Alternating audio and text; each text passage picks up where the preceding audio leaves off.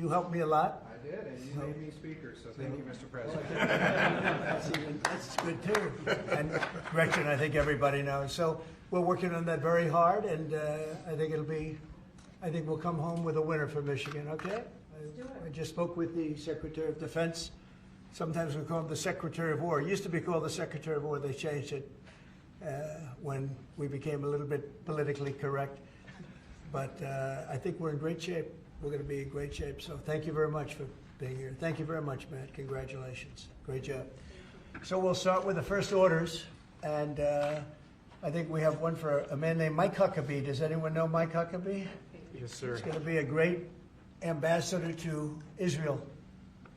And they're thrilled to have him, that I can tell you. Go ahead. Yes, sir. So the Senate confirmed Governor Huckabee to be your next ambassador to Israel earlier today. That's his commission as ambassador. And then we also have a transmittal letter to the President of Israel requesting that he accept Ambassador Huckabee's credentials. He's going to be fantastic. He's going to bring home the bacon. And then Even though bacon isn't too big in Israel. That's just the third letter. I had to clear that up. Well said.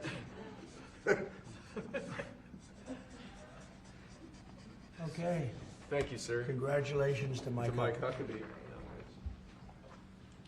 Next, sir, this is a big one. As you've consistently identified, restoring our maritime dominance as a nation is very important.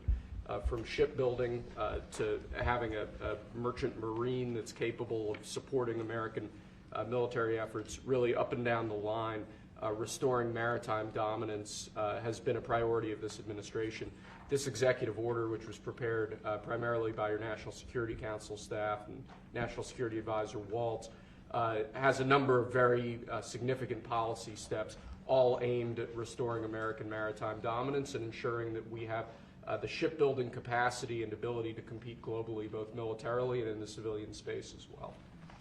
And that could be a good one for Michigan too, because we're going to be spending a lot of money on shipbuilding. We're way, way, way behind. We used to build a ship a day, and now we don't do a ship a year practically, and we have the capacity to do it. So we'll talk to you about that. Okay, Matt?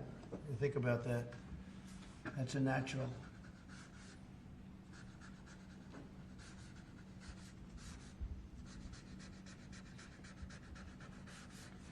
Okay, shipbuilding. That's a good one. Okay, thank you. Thank you, sir. The next executive order relates to defense procurement. Our current defense procurement process has been criticized by many folks on both sides of the aisle as being too slow to adapt to new and changing technologies, not delivering the sorts of weapons and systems that our warfighters need in order to compete on the battlefields of the future. So with this executive order, we're going to be modernizing the procurement structure that the Department of Defense uses to allow it to more quickly adapt to changing circumstances around the world. And we're also going to be launching a review of existing procurement programs to ensure that we're getting value for the money and to ensure that we're getting the best possible systems in the field. And which are currently horrible. I tell you, they're horrible. That process is ridiculous, what they do. They get the highest price and not even good-looking equipment, and we're changing it. We're going to change it to the best. So this is very, very important.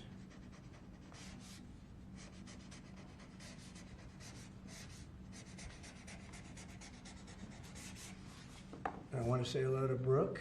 Well, sir. Look at Brooke. She got the cost of eggs down 87%.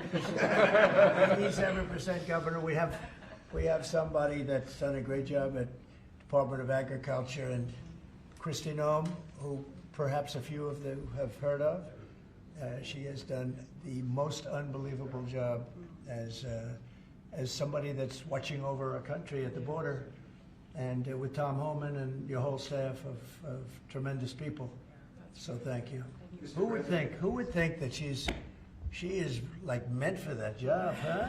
She's meant for it. So I just saw you there both. Thank you very much. Thank you. Okay. We'll do it later, please. Thank you, sir. Lastly, in the defense space, one persistent issue that we've had in terms of the issue of foreign defense sales, that we're unable to provide weapon systems in a reliable, effective way to key allies of ours, and a key driver of that is inefficiencies and inconsistencies with the process by which we approve foreign military sales. So this executive order is going to direct your Department of Defense, Department of State, other relevant departments and agencies to rework our system of foreign defense sales to ensure that we can provide equipment, creating American jobs and providing obviously revenue to American defense manufacturers, but provide key military equipment to our key allies in a reliable, effective way. Okay, that's good. All very important.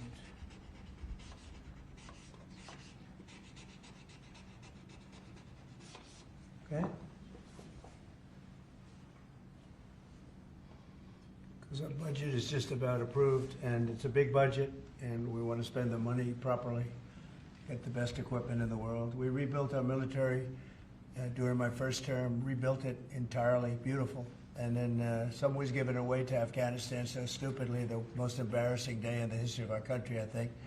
But it's still, we have to fix it up a little bit, and that's what we're going to do. We're going to do a good job of it, too. Thank you.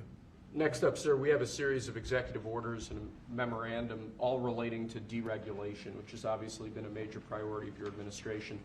The first of these is an executive order. The Biden administration launched what you've called a war on showers. They had certain regulations that basically killed the water pressure of showers and other water appliances. You can say it. Go ahead. What are the appliances? I mean, it's everything, sir. Sinks and toilets, dishwashers, toilets, sinks. But the shower heads are a huge There's no deal. water. You don't get water. It's ridiculous. So with this executive order, we're effectively going to be reversing that set of regulations to ensure that Americans have choice in the consumer market. If they want a low-flow shower head, they can buy one. If they want a real deal shower head, they should have the ability to get one. You buy a new house, you pay a lot of money, and the developers, you're not allowed to do anything more. They put restrictors on. They used to have a restrictor where you could take it out, but now they weld it in.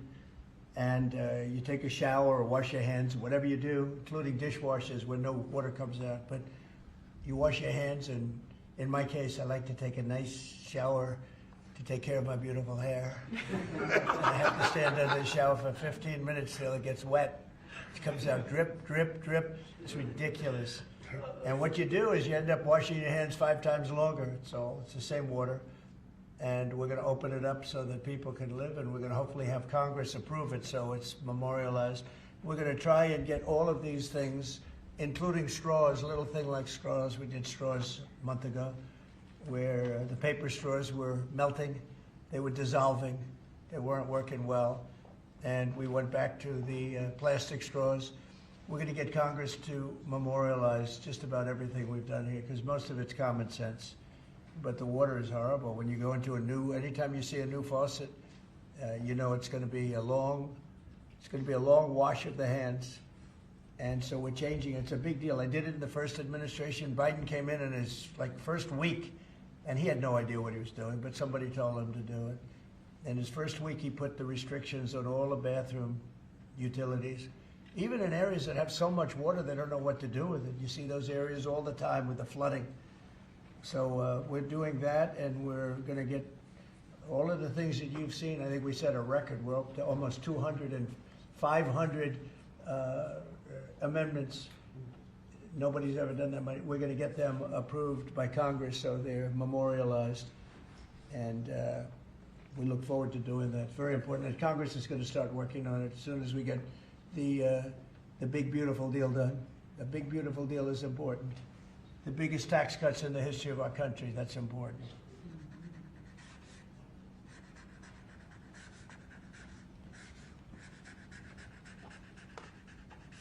Okay.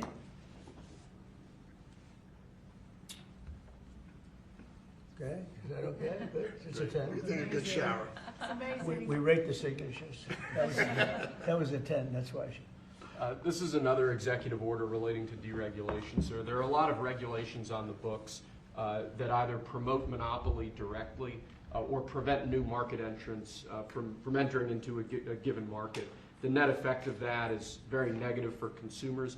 So what this executive order is going to do is direct your departments and agencies to work with the FTC, with the Attorney General, with the Department of Justice, to ensure that the regulations we have on the books don't function as anti-competitive barriers to new market entrants. The net effect of all of that is going to hopefully be market forces that redound to the benefit of consumers and ordinary Americans as opposed to monopolistic businesses. I said yesterday, he was a great, great student at Harvard before it went bad. It's gone really bad. Now they're teaching their students mathematics, basic mathematics. Can you believe it? So what does that mean? They're allowing people in that can't add 2 and 2? What's going on at Harvard? I went to law school there, sir, and it was pretty liberal when I was there, but it's gone way off the deep end in recent years. I don't know if you read that. They're teaching them basic mathematics, people that got accepted to Harvard. How come they got accepted if they don't have mathematics? And we're holding back $8 billion. Can we believe? We give Harvard $8 billion. And we're holding back Columbia. We're holding back a lot of the schools because they were woke. And they've hurt a lot of people. Okay? Thank you. Thank you, sir. Okay? There are a large number of regulations on the books. These are regulations that are currently in effect that we believe blatantly violate the law, blatantly violate Supreme Court precedent that otherwise are just blatantly illegal. So what this presidential memorandum does basically just directs the heads of your departments and agencies to follow the law and to cease enforcing regulations that are blatantly illegal or unconstitutional. It's a big deal.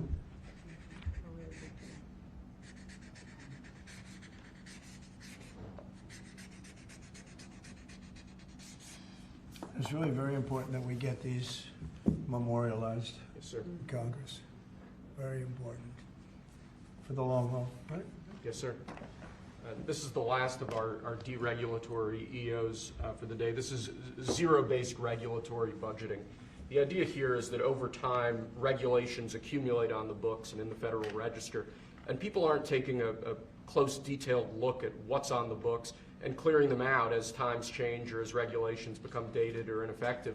What this executive order is going to require is each of your departments and agencies to scrutinize on a continuing rolling basis all of the regulations they actually have on the books and sunset those that either no longer serve a purpose or the departments and agencies can't identify a specific reason for keeping them active. Okay?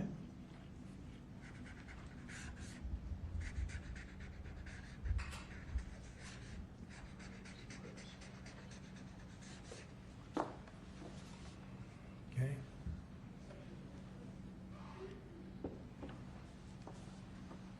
Thank you, sir.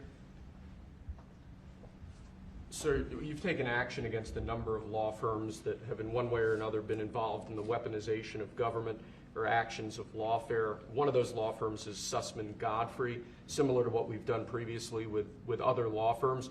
This is an executive order that takes certain measures against Sussman Godfrey to ensure that they can't access government resources, government buildings, scrutinizing certain aspects of their practices as a law firm, given their previous activities.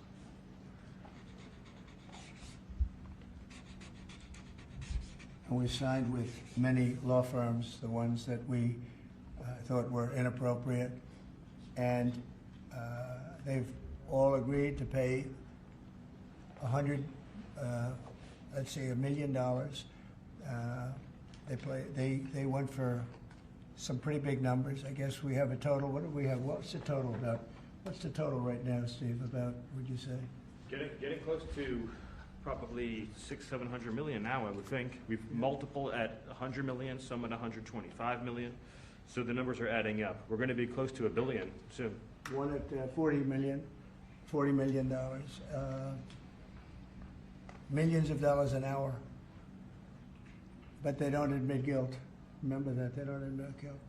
But, and we have another 5 to go, I think, 5 of them. And this one is we're just starting a process with this one. Yes, sir. Because there were some very bad things that happened with these law firms. And this firm is very involved in the election misconduct. Weren't they all involved in the election of this guy? I think they were all involved. Yes. Anyway, so they went from $40 million to $125 million, and most of them are at about $100 million. Right? All right.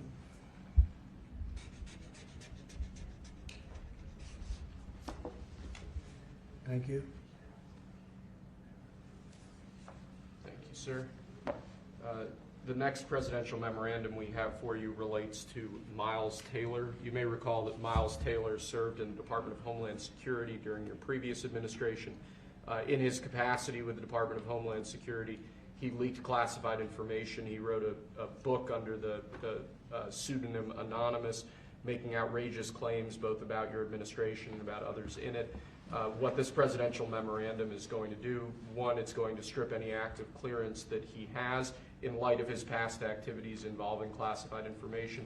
It's also going to order the Department of Justice to investigate his activities to see what else might come up in that context, given his egregious behavior during your previous administration. And I had no idea who this guy was. I had no idea. I saw him on CNN, or one of them, I guess CNN, a lot. He'd be on all the time, saying that the president is the president. I had no idea. It's like, you know, in this office you have a lot of young people, and they're here. I'll see him for 2 minutes, and I assume he was in the office, but I barely remember him.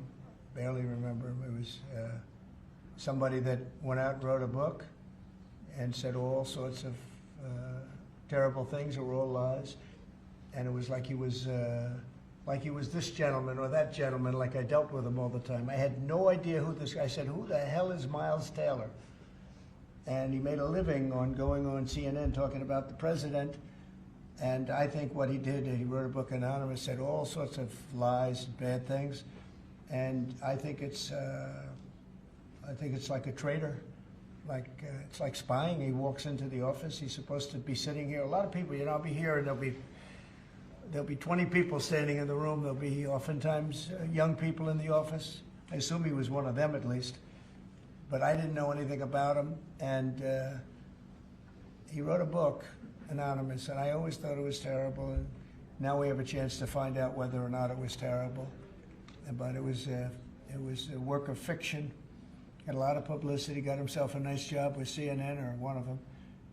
And I think we have to do something about it. You can't have that happen. If that happens to other presidents, it wouldn't be sustainable for other presidents. I seem to be able to sustain, but if that happened to other presidents, I mean, it's just unfair. And if it was a Democrat president, I'd say that's a terrible thing. A thing like that can happen. That's a terrible thing. And it's time to find out whether or not somebody can do that. Can they write a book about very confidential meetings, and you know, because they happen to be one of a lot of people in a room, and they go out and write a book, and worse than that, call it anonymous, like it's a big deal, and everybody's saying, who is it, who is it, who is it? Then it was found out who he was a long time later, and he got a lot of publicity off that one. He's like a promoter. But we're going to find out whether or not somebody's allowed to do that. I think it's a very important case, and I think he's guilty of treason, if you want to know the truth. But we'll find out. And I assume we're recommending this to the Department of Justice. Yes, sir.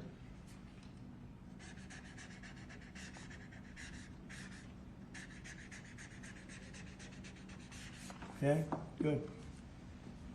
Terrible guy. Similarly, sir, Christopher Krebs, the former head of CISA. This is a man who weaponized his position against free speech in the election context, in the context of COVID-19. This is it's a similar presidential memorandum to the one you just signed.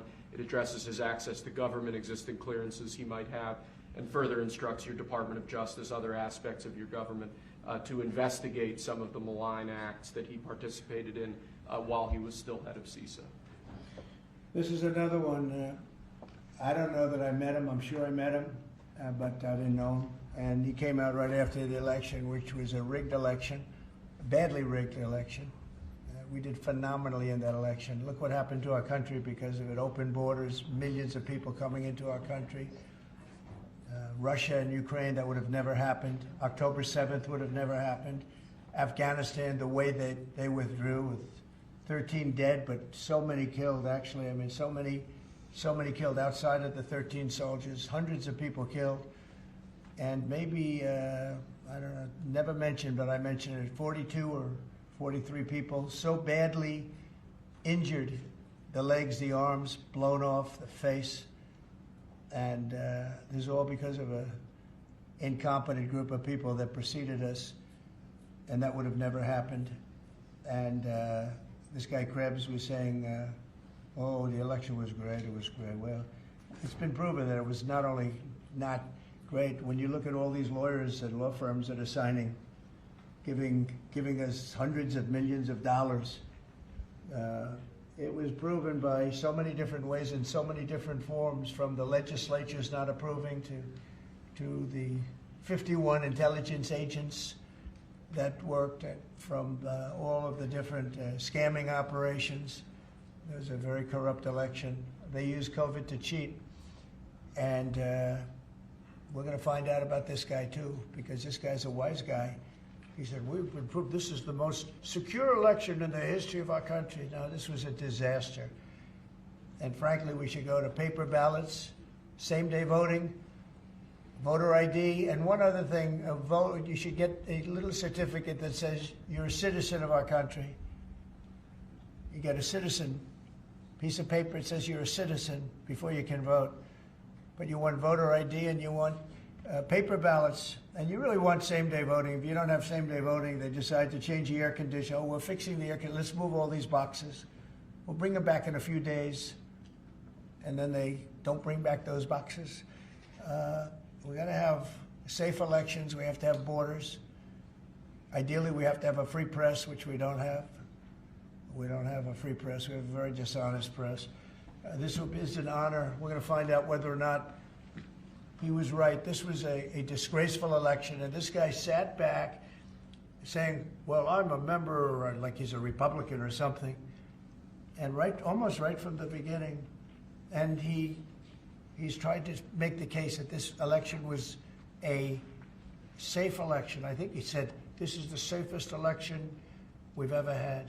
And yet, every day you read in the papers about more and more fraud that's discovered. He's the fraud. He's a disgrace. So we'll find out whether or not it was a safe election. And if it wasn't, he's got a big price to pay. And he's a bad guy. There's another one. I have no idea who he is. Krebs. I have no idea who he is. I'm sure he was in the room at some point, just like you're all in the room, but I have no idea who he was. So thank you very much. Those last two are very important, I think, for the country. Thank you, sir. And lastly, we just have 3 proclamations. These are the sorts of things that most presidents use an auto pen for. You obviously don't like using the auto pen much, if at all. The first of these is National Former Prisoner of War Recognition Day. This is one that you did in each of, I believe, each of the previous years of your previous administration, recognizes former prisoners of war. More generally, this proclamation is written to acknowledge the great steps you've made both in this administration and your previous administration on behalf of veterans, homeless veterans, others who have suffered in that way, and basically stating that it's a priority of your administration to ensure that veterans and homeless veterans are cared for properly. Good. And you know what? They ought to find out who was using that auto pen, because whoever that person was, he or she, was like the President of the United States.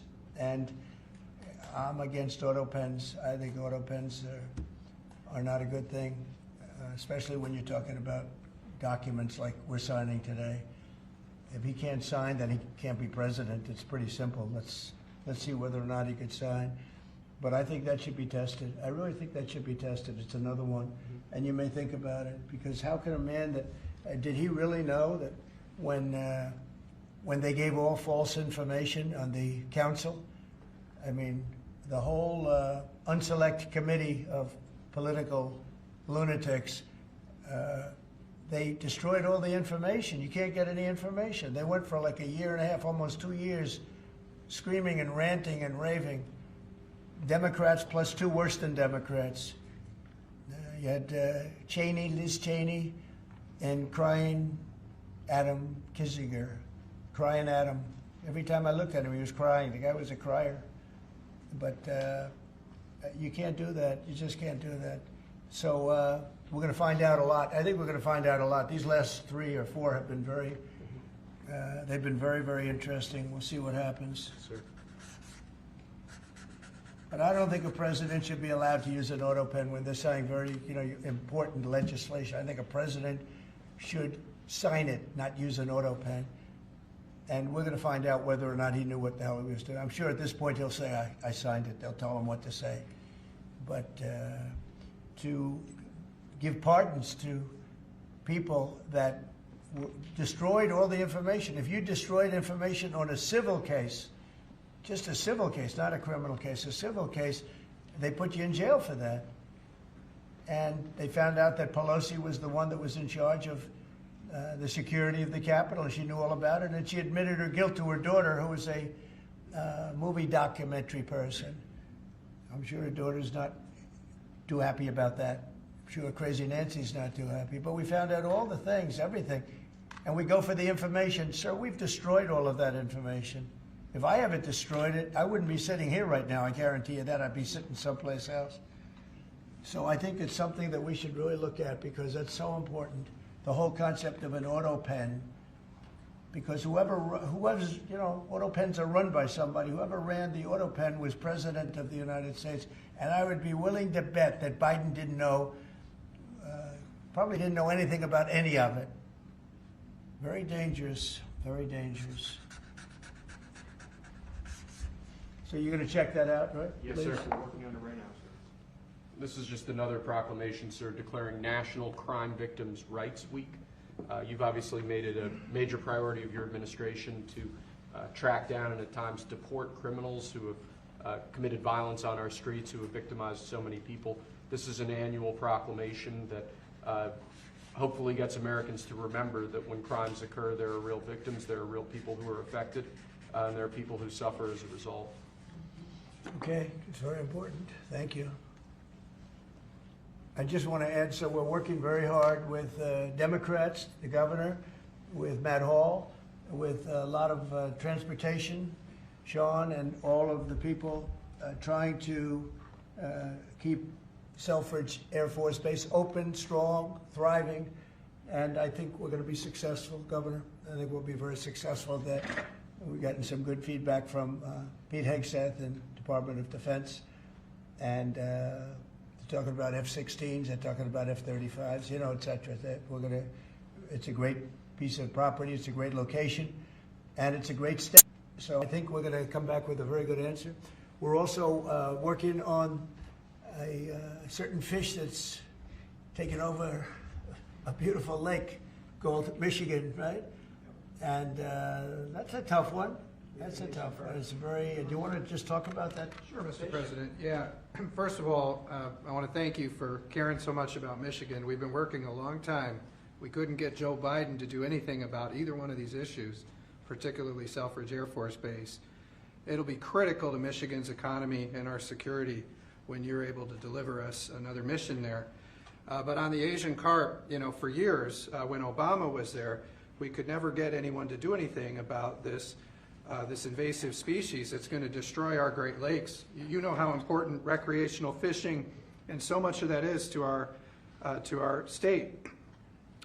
Because of your work, we're hopeful that we'll get a solution there and we'll get that barrier built so we can protect our Great Lakes. So thank you, Mr. President. And they're very powerful fish. I mean, I see them, they jump out of the water, they jump at the fishermen. I mean, I've never seen anything like it. And has this gotten into any of the other lakes yet? Because you would think it would be pretty easy because they're all sort of connected.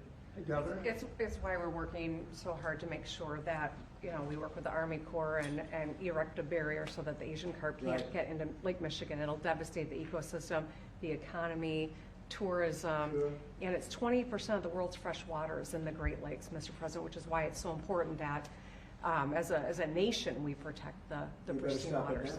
Yep. And, all of a sudden, I assume the lakes are all interconnected, right? Yeah. So at some point they're going to be in the other lakes. And so we're going to work hard on that. I spoke with the Army Corps of Engineers, and they have a method. It's a pretty gruesome method, but it's a method. And I think they know what to do. So we're going to work on that very hard. And thank you, Governor, very much. sort of a bipartisan thing when you get right down to it.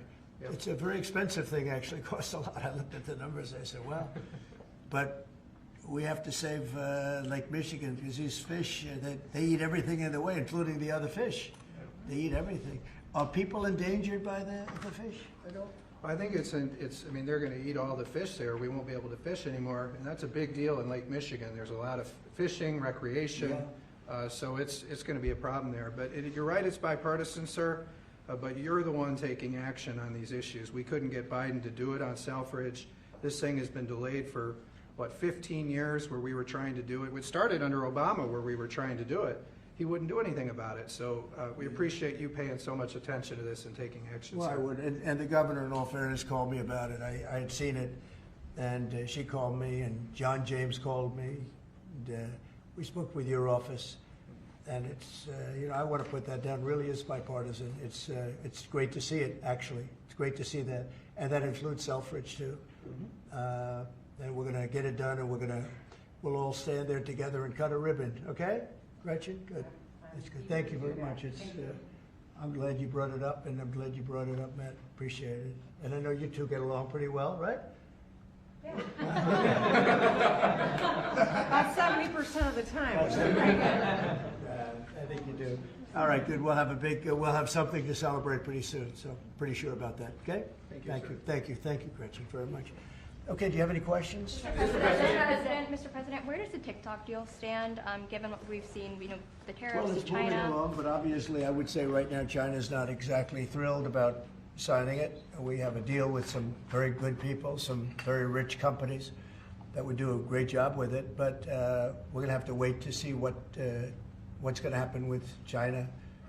So, Mr. President, still on the table? no, it's on the table very much. I think China's going to want to do it, actually. Mr. President, Can you explain more of what you believe is the end game with China? Are you waiting for President Xi to blink? How do you think this is all going to be resolved? Look, for years we've been ripped off and taken advantage of by China and others, in all fairness, but by China, that's the big one. And it's just one of those things. We're making $2 billion a day right now, this country. $2 billion a day with tariffs. And they were making $2 billion a day. We'll be making more. And now when you see what happened today, I don't know if it's still there. I looked an hour ago, but we were up like close to 3,000 points. Nobody's ever seen a day like that. I think that's a record, isn't it, fellas? Definitely. Is that a record? Who would have thought we were going to have a record like that after watching? But because the geniuses of the world, they get it. Our country's very strong. We were left a very, very weakened country, both economically, financially, because of all of the tariffs and all of the other companies just raiding us and ripping us off. And also at the border where 21 million people were allowed to come in. Many of those people were criminals. And but the people that do this for a living, and some of them are very smart and some of them aren't smart at all. But these guys are very smart, and my group is very smart. My whole group is smart. And you've done so amazing on the border. I read the other day that there were 9 people and hundreds of thousands 2 years ago with Biden, and we had 9. We had it down to 9, and they were all let in for medical reasons. They were in bad shape. We let them in for medical reasons, not even for anything else. So you've been amazing. But that's a big thing. I think it's one of the greatest problems that I've never seen anything like it. Open borders. The whole world was emptied out. Prisons from all over the world, from the Congo in Africa, from Africa to Asia, a lot in South America, but it wasn't just South America. Prisons emptied out. And I said it outside with the drivers before, but El Salvador has been amazing, a job that the president's done. He's coming to see me next week, and we look forward to that. But that's really been amazing. Yes? Mr. President, the EU also announced increases in tariffs today. Why not That's treat? bad timing for them. That's bad timing. Why not They treat said them they- in They didn't put them in. No, they threatened Oh, them, I but they think- picked a later date, which our expectation is Oh. it's going to be later still. Okay, good. I'm glad that they held back. You said you were watching the market.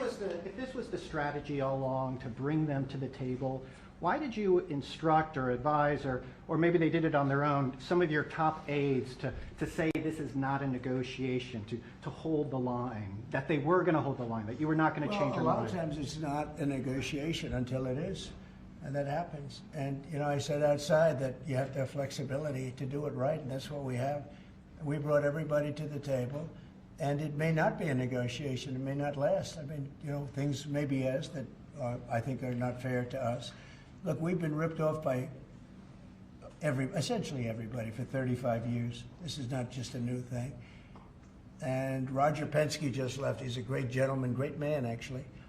And he said no other president would have had the guts to do this. And I believe that's right. They wouldn't have done it. They should have done this a long time ago. A long time ago they should have done it. I started it with China. I took in hundreds of billions of dollars in tariffs and taxes from China in my first term. And we greatest ever in the history of our country. But it had to be done. It's something that had to be done. Mr. President, thank you so much. Which countries will be negotiating first? Do you have any criteria? Because, for example, Brazil and the UK, they do not have deficits with the US. They have a surplus. They do not have a surplus. They have deficits with the US. So what is the criteria? And also, would you consider talking or meeting with Xi Jinping? Oh, sure. He's a friend of mine. I like him. President Xi, I like him. I respect him. But they haven't treated our country right. Sure, I'd meet with him. On the other countries, we have Japan is here, and South Korea is here, and others are here, and we're trying to see them. It's, from what I hear, it's much more than 75. I said 75 plus. So many. It's everybody wants to make a deal, actually, and you know we want to do what's right for our country. We also want to do what's right for the world. The world is important. I mean, you know, it's the world, right? And I think we're going to make a lot of people very happy. And I think investing in the United States of America will be the greatest investment that anybody's ever made. Mr. President, can we still expect to see the sectoral tariffs, so the pharmaceuticals, steel? Is that something you're still considering moving forward Yeah, with? well, I will be, because we want them coming back. You know, we realized during COVID that we don't make our drugs and our pharmaceuticals in this country. So I realized that, and it was a big realization. We had to go to China to get drugs. We had to go to other places. I won't even mention the names, but we had to go to other places. We don't make it, and that's because we let them leave. And now if they want to come back, we're going to put tariffs on the pharmaceutical companies, and they're going to all want to come back. They're going to come back. I'm not going to pay them any money like Biden with the chip deal. That chip deal was horrible. They give billions and billions of dollars to chip companies. All they have is money. They have so much money. And they give billions of dollars, and they're just going to keep the money. They're not going to spend it. And the only thing that's going to bring them back is you say, we have a barrier. You have to pay 50% or 100% or 200%. And if they have to pay that, they're going to say, we're not going to pay that. We're going to build here. And that's what happened. We're the biggest, most prestigious chip company in the world, spending $200 to $300 billion. Think of that, $1 billion to build essentially one massive plant. It'll be one of the largest plants in the world, and we're going to get them very quickly. We're going to get them energy. We're going to get them the electricity they need and the energy that they need, and it'll be approved by Lee Zeldin, a total professional, and it'll be approved very quickly. And they'll get their zoning very quickly. They'll have everything done in a matter of months. Thank you, sir. You've procured a record amount of private sector investments since your election, $7 trillion. You talked about the importance of all that. Can you talk about how these investments will have a positive impact on families who felt like the previous economy left them behind, and why your executive orders on coal yesterday is so important given the amount of manufacturing that you're ushering back in? Good, thank you. And which is correct. We have, I would say, more than $7 trillion now, right, of investment coming in. Apple is coming in for $500 billion alone. We have other companies coming in with massive numbers. We have car companies that are coming in. No, we've never seen anything like it. Maybe in the 1940s or 50s or something, but we've never seen anything like it. They had 3 plants canceled in Mexico. Not that we want to hurt Mexico, but we're for us. and that's what my job is. It's not to take care of other countries, but I want to help other countries as much as I can, but we have to take care of America first, and it's about America first. So we have many, many companies coming in that would have never come in if we didn't win the election and then put the tariffs on. And they're coming in because when they build in the United States, there are no tariffs. You don't have to pay any tariffs. So instead of paying 30, 40, 50% or 25%, but it could go a lot higher in some of the industries. So we have steel mills right now that are raging. The steel industry was gone. If I didn't put the tariffs on steel, because China was dumping massive amounts of steel in my first term, and I put tariffs on it, I saved the steel industry, but now it's going to thrive. Maybe like never before. I mean, if you go back to U.S. Steel from 90 years ago, it was incredible. It was the #1 company in the world for a long time. That's why we don't want to see it go to Japan. And we love Japan, but U.S. Steel was a very special company. We don't want it to go to Japan or any other place. So we're working with them, and I don't know if they need any money now. I'll be honest with you, they hit gold. They hit gold because if you look at it, they have such orders for steel now. It's incredible. What's going on in our country is incredible with respect to plants. So we lost 90,000 plants and factories from the beginning of NAFTA, the worst trade deal ever made in the history of this world, but certainly in the history of trade. There's never been a worse trade deal. We were able to cancel that. We had to get approval from Congress. It was like a disastrous curse because you had to go to Congress to get it terminated. You couldn't just terminate it because it was a bad deal. And you had people in Congress that didn't want to do it because they had other reasons, maybe bad reasons. They're mostly not there anymore, those people. But it's amazing what's happened. I appreciate that question because it's incredible. I don't think we've ever seen anything like it. $7 trillion, and it's much more than that because these are places that we know. $7 trillion is unheard of. I'd never looked at the Biden numbers, but you could go a whole year, and it was peanuts. Everybody was leaving. They weren't coming in; they were leaving, and that means jobs are leaving. And so we're not playing games. We're going to make this country greater than ever before. Thank you for that question. Mr. President, it seems that China's made some. Let her just do that. Oh yeah, absolutely. Okay. Thanks. For the past few days, we've heard from this administration no pause. Was this idea of doing a pause, did that just come about this morning? Can you tell us exactly what came into consideration for you and your advisors? For a period of time, I wouldn't say this morning. Over the last few days, I've been thinking about it. I've been dealing with Scott, with Howard, with some other people that are very professional. And I think it probably came together early this morning, fairly early this morning. Just wrote it up. We didn't have the use of... we didn't have access to lawyers, or we just we wrote it up from our hearts, right? It was written from the heart. And I think it was well written too, but it was written from the heart. It was written as something that I think was very positive for the world and for us. And we don't want to hurt countries that don't need to be hurt. And they all want to negotiate. The only problem is, you can only do so many at one time. We want to do it right. We want to get it right. We want to take care of them, but we have to take care of our country. So, but this was something certainly we've been talking about for a period of time, and we decided to pull the trigger, and we did it today, and we're happy about it. I didn't know it would have that kind of an impact, but it's, I think they have the biggest increase in the history of the stock market. That's pretty good. You're almost, if you keep going, you're going to be back to where it was 4 weeks ago. But it was a sick market 4 weeks ago, because this trade was sick. It was only a question of time. I don't blame the tariffs. I think the tariffs just sort of magnified what was happening. It was sick. Biden allowed these people to get away with murder. Biden allowed China to just take advantage of us. We had like $1 trillion deficit with China, $1 trillion deficit. So that was going to only be a matter of time. I think the tariffs brought it out faster, and they magnified the problem. But I think this was a problem that existed far beyond tariffs. This was a systemic problem, and we're going to cure that problem. And maybe to a large extent we have, because we've revealed it. and we've revealed it very strongly. Yes, sir, please. Thank you, Mr. President. So it seems China's made some serious missteps here in these negotiations, and Secretary Besson said earlier you may have goaded them into a tough position here. I'm wondering, are you in a way putting together a coalition against China in terms of trade here? No. Well, China, look, they're very capable, and I don't blame China for what happened. I blame the people sitting right at this desk, right behind this desk, or another desk. You get your choice of 7. I happen to pick the Resolute. But I blame the people sitting behind in this chair, behind this desk, for being stupid, incompetent, or not having courage. This should have been done years ago.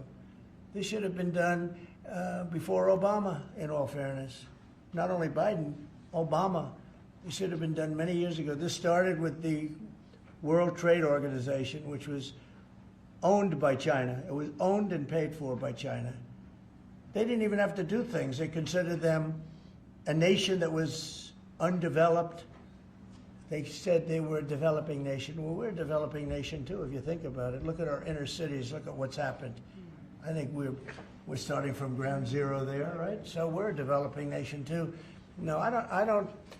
I know it's a lot of people take heat for saying it, but I blame the people sitting at this desk more than I blame China. If China can get away with what they got away with taking hundreds of billions and trillions of dollars right out of our pocket because our people here were stupid, they were stupid people. Maybe corrupt, I don't know. I don't know how you could be that stupid. How do you get to be president and you're stupid? But they certainly weren't courageous. And they allowed this to happen. And with Japan and with many other countries that took advantage of us. I mean, we had deficits with almost every country. I used to read these things. The first term I'd read them. I'd actually read the agreements. I'd say, how could anybody agree to this stuff? So certainly they were rough, and they were tough, and they were smart. And you can blame them, but I really blame the people that allowed them to do it, because you know, if you could read first grade and you could read these agreements, you'd say, these are terrible deals. I actually used to say, who would allow deals like this to be made for our country?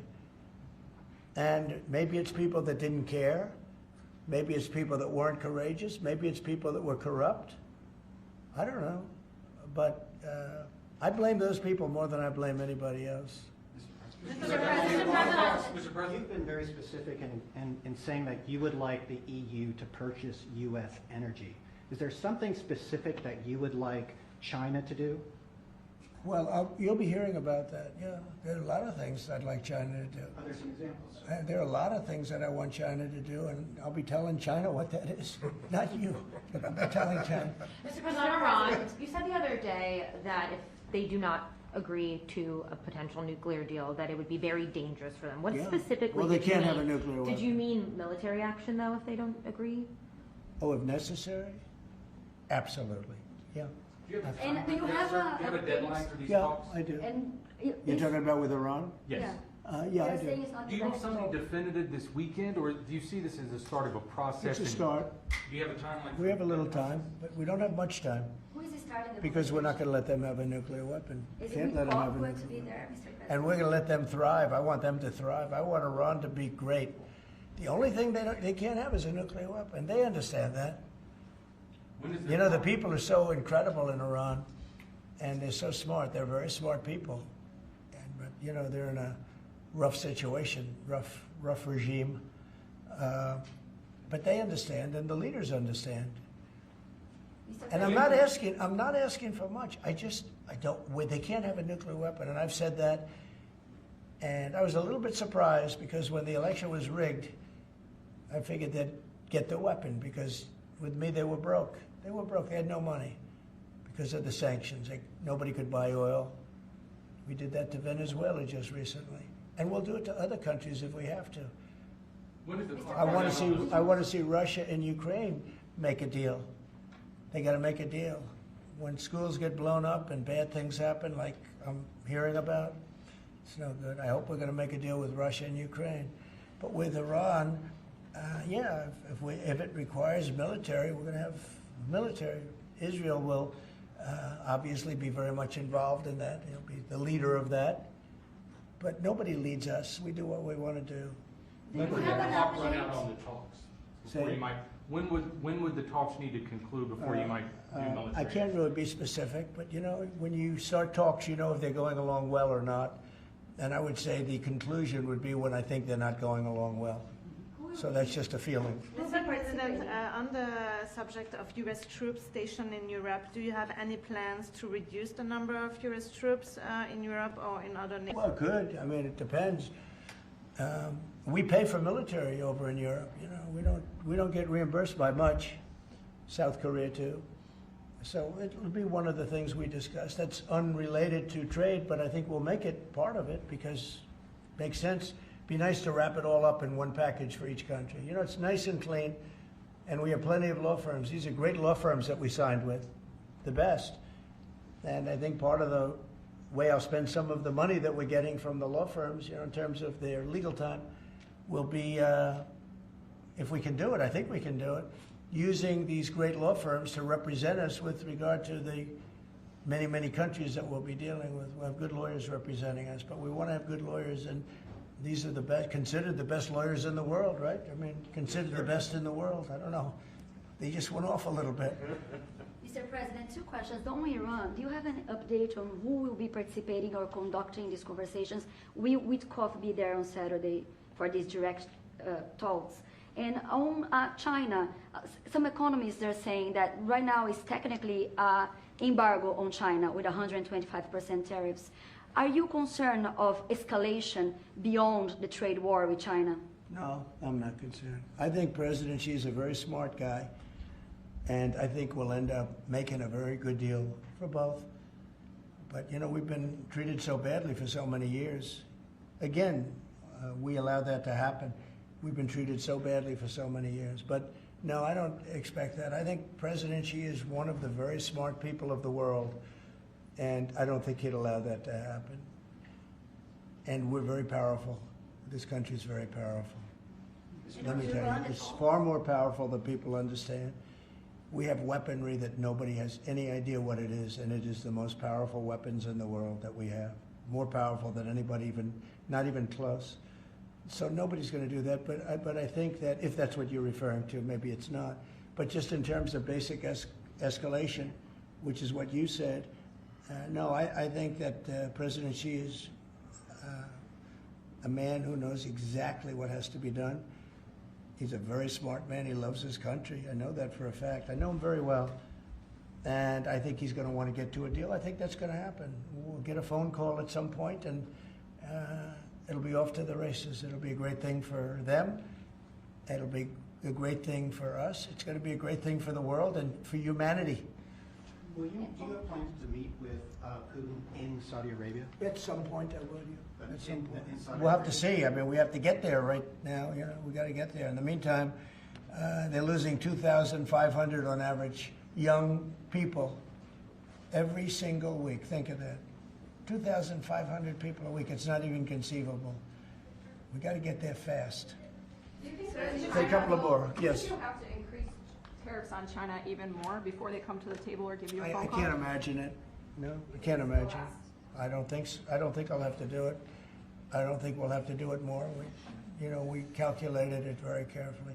By the way, you know, when you hear 100, a lot of people charge much more than that.